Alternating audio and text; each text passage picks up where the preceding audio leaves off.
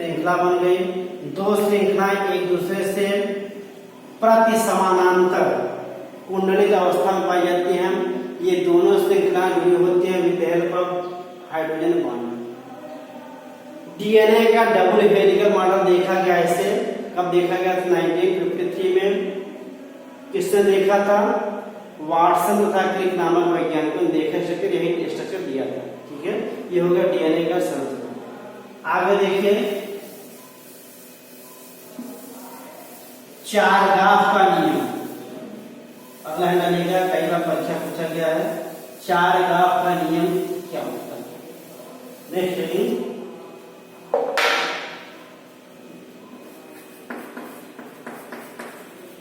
चारगाफ का नियम। इस नियम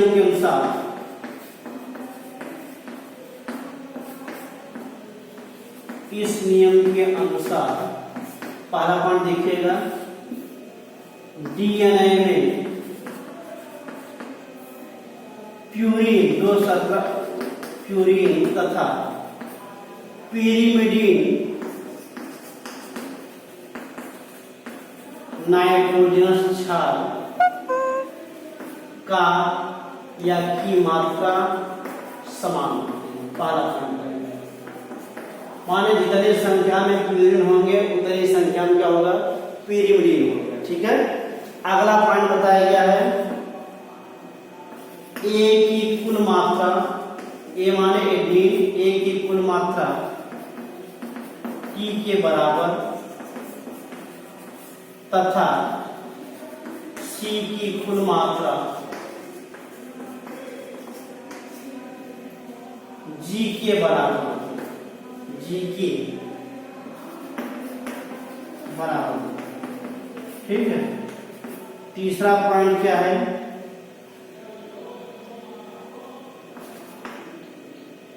ए प्लस टी समानुपाती जी प्लस सी होता है। ये 3 पॉइंट दिए गए हैं, माने किसी भी डीएनए में प्यूरीन की मात्रा पिरिमिडीन की मात्रा के बराबर होता है। सेकंड बताया गया है, A means adenine, C means cytosine, T means thymine और जी मीन्स वालिन। ए की कुल मात्रा टी की कुल मात्रा के बराबर होता है तथा सी की कुल मात्रा जी के मात्रा के बराबर होता है। ठीक है, अब देखा गया है ए प्लस टी समानुपाती क्या होता है? जी प्लस सी। ये सभी डीएनए में चारगाफ में लगातार समानता बनी रहती है। इसीलिए डीएनए क्या होता है? प्रत्येक प्राणी का एक आनुवंशिक पदार्थ माना जाता है। अगला है डलेगा डीएनए फिंगरप्रिंट।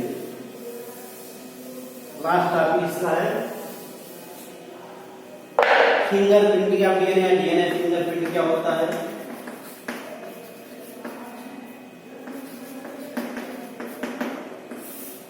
ये देखा गया है डीएनए प्रत्येक प्राणी का, नोट कर दिएगा, डीएनए प्रत्येक जाति के सदस्यों का, प्रत्येक जाति के सदस्यों का अलग अलग होता है, परंतु एक ही जाति के सदस्यों का डीएनए समान होता है। ठीक है,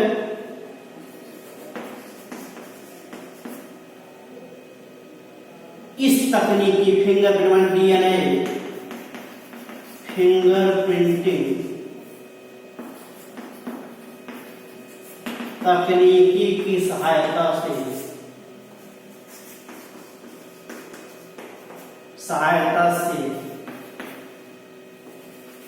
विभिन्न अपराधियों में या विभिन्न अपराधों में संलग्न अपराधी की पहचान की जाती है। इसके अतिरिक्त क्या होता है? तथा शिशुओं के माता पिता की पहचान करने में इस तकनीकी का उपयोग किया जाता है। ठीक, प्रॉब्लम यह होता क्या है, डीएनए फिंगरप्रिंटिंग क्या होता है आप देखिए आगे। प्रत्येक डीएनए में कुछ छोटे छोटे खंड पाए जाते हैं, इन्हें कहा जाता है पैलिंड्रोम। ध्यान रखिएगा, प्रत्येक डीएनए में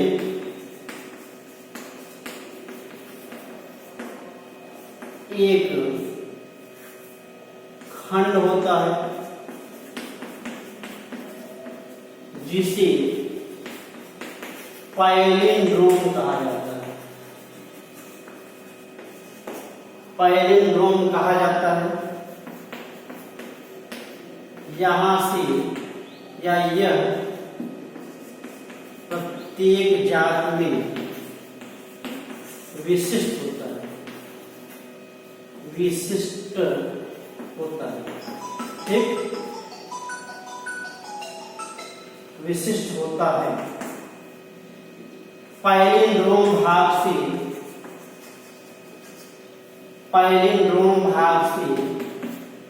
डीएनए को रेस्ट्रिक्शन एंडोन्यूक्लियेज एंजाइम के द्वारा काट कर अलग करके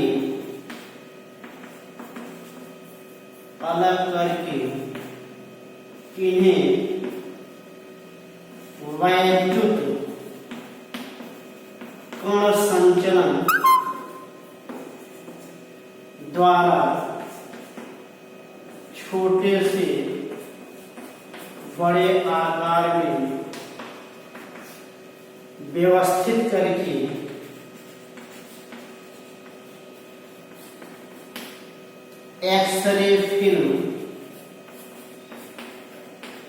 एक्सरे फिल्म पर इनका प्रिंट लिया जाता है,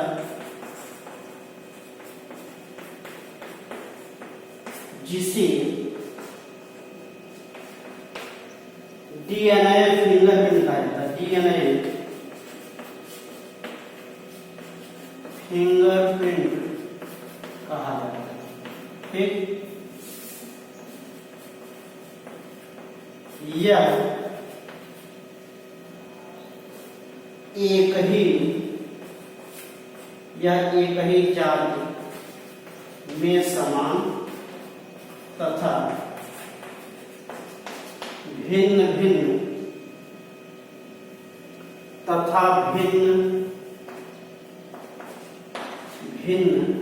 जातियों में असमान होता है। ठीक, ध्यान दीजिएगा, डीएनए में कुछ विशेष खंड पाए जाते हैं जिन्हें पैलिंड्रोम कहा जाता है।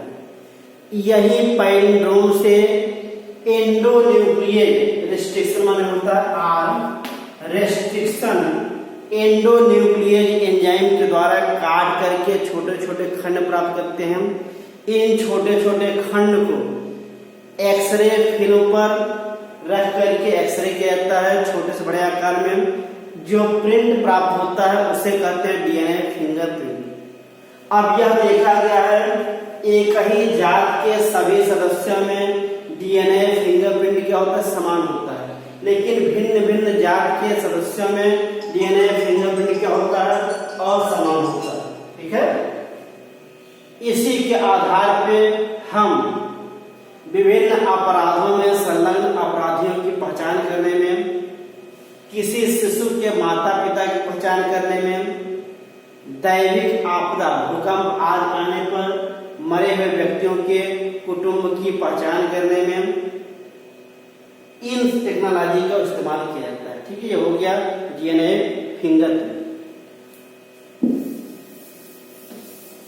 ये डीएनए के बारे में पर्याप्त हो गया। अब अगला हेडिंग है आरएनए क्या होता है। ठीक है, डीएनए पूरा हो गया टॉपिक। नेक्स्ट है आरएनए। बहुत संक्षेप में है। आरएनए माने क्या होता है? राइबो न्यूक्लिक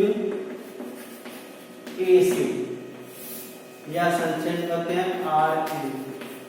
ठीक है। रॉबर्ट होली नामक वैज्ञानिक ने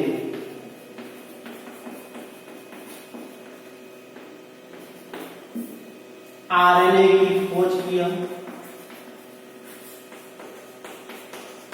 आरएनए की खोज की, ठीक है। ये डीएनए के द्वारा केंद्रक में बनते हैं, केंद्रक में बनते हैं, जहां से ये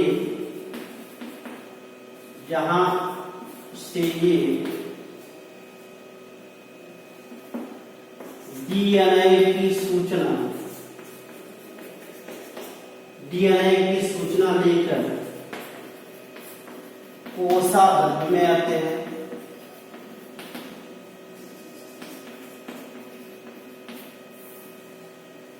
और वहां प्रोटीन का संश्लेषण करते हैं, या प्रोटीन की संश्लेषण में सहायक होते हैं। ठीक है। आरएनए कितने प्रकार होते हैं? आरएनए सामान्यतः 3 प्रकार के होते हैं। पहला है एमआरएनए। एक पूरा नाम क्या होता है? एम मीन्स मैसेंजर, हिंदी में कहते हैं संदेश वाहक आरएनए। दूसरा है टीआरएनए, हिंदी में कहते हैं ट्रांसफर माने स्थानांतरण आरएनए। चौथा है, तीसरा है आरआरएनए, हिंदी में कहते हैं राइबोसोमल आरएनए। ये 3 प्रकार के आरएनए होते हैं। जो देखो यहाँ पे एमआरएनए क्या करता है? ये संदेश को डीएनए से प्राप्त करके कहाँ आता है? कोशाध्र में। इसके सूचना के आधार पर टीआरएनए क्या करता है? विभिन्न इम्यूनो अम्लों को कोशाध्र में एकत्रित करता है, ट्रांसफर करके लाता है। और आरआरएनए क्या करता है? यह डीएनए की सूचना के आधार पर विभिन्न प्रकार के एमिनो अम्लों की सहायता से प्रोटीन का संश्लेषण करते हैं। ठीक है। ये हो गया अबाउट टू आरएनए। अब अगला हेडिंग है, कई बार पूछा गया डीएनए का आरएनए में अंतर। कई बार परीक्षा पूछा गया है। थोड़ा हम इसको लिखाएंगे 4-5 पॉइंट में पूरा हो जाएगा। ठीक है। अगला हेडिंग है अंतर।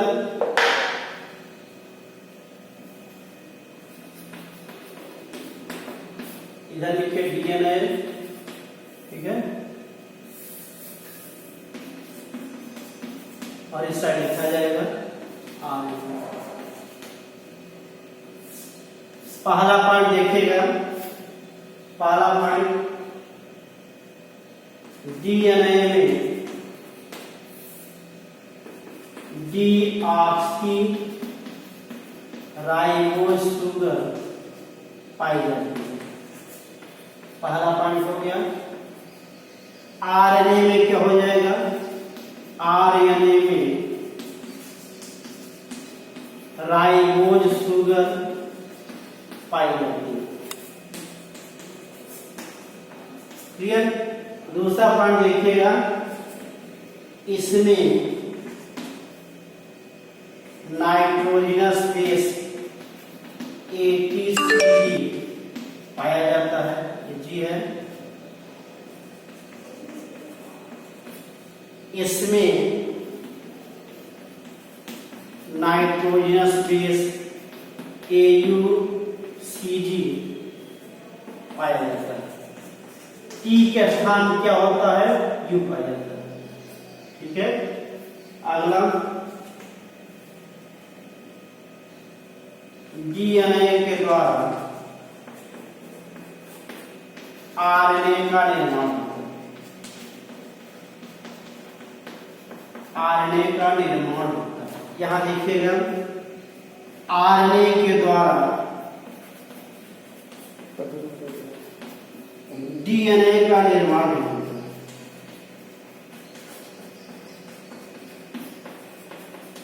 ठीक, एक पॉइंट और, DNA आनुवंशिक पदार्थ होता है। ठीक, ये क्या होगा? RNA आनुवंशिक पदार्थ नहीं होता।